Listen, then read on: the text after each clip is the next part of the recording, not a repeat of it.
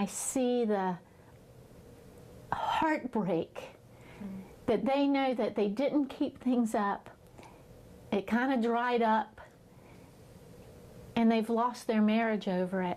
Of nothing they did except that this drug came into being and he asked his doctor for it. Curling up in bed with a favorite book is nice. Dr. Pamela Gallup-Godry sees erectile dysfunction drugs from the other side of the coin as a woman and a woman's doctor. Out of hundreds, maybe even thousands of conversations with menopausal and postmenopausal women, Dr. Pam has identified the disconnect that erectile dysfunction drugs create between men and women. Dr. Pam says what is regarded as a boon to men is often a problem for women. What I want them to do is hand the prescription to them and say, wait a minute, you're not the end consumer of this drug. Your partner is. She is the end consumer of the erectile dysfunction drugs. And let's talk about your wife. It used to be that everybody kind of dwindled out in their later lives together. We were all in it together, yeah. Everybody just kind of dwindled out. The men couldn't have an erection anymore, and they were probably upset. But she was pretty happy, and you get into the cuddling phase of your marriage, and you're happy to hold hands because he couldn't really do anything, and she really didn't care. Right. She was very happy. Mm-hmm.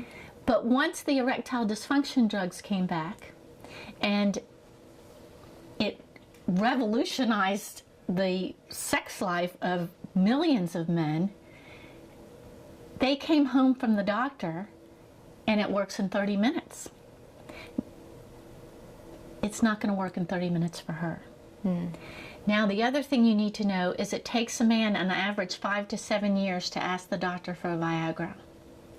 So she's had 5 to 7 years of no vaginal penetration, and he gets the guts to do it. It's not going to work. The solution to the divide between men and women lies in women taking responsibility for their sexual health long before their husbands head out for that bottle of Viagra. That responsibility means shattering some taboos and having conversations that are awkward and difficult, especially for women. You need to prepare your vagina.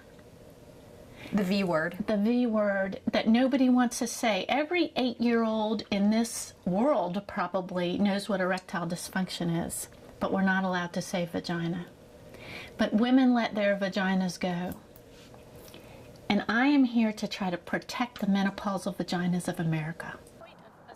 Conversations like that are more the result of demographic and social trends than a loosening of society's morals. Two factors play prominently in the need for more sexual openness in the thought process of mature women.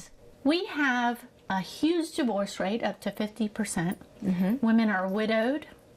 And for the first time, the life expectancy is in the late 80s for women. Right. Why would you think if you're alone or single at 50 or divorced or even at 60 that you're going to be alone for the next 30 years and you're not going to find anybody that you want to have an intimate relationship with? But if you don't protect this part of your body, it will dry up and it will go away.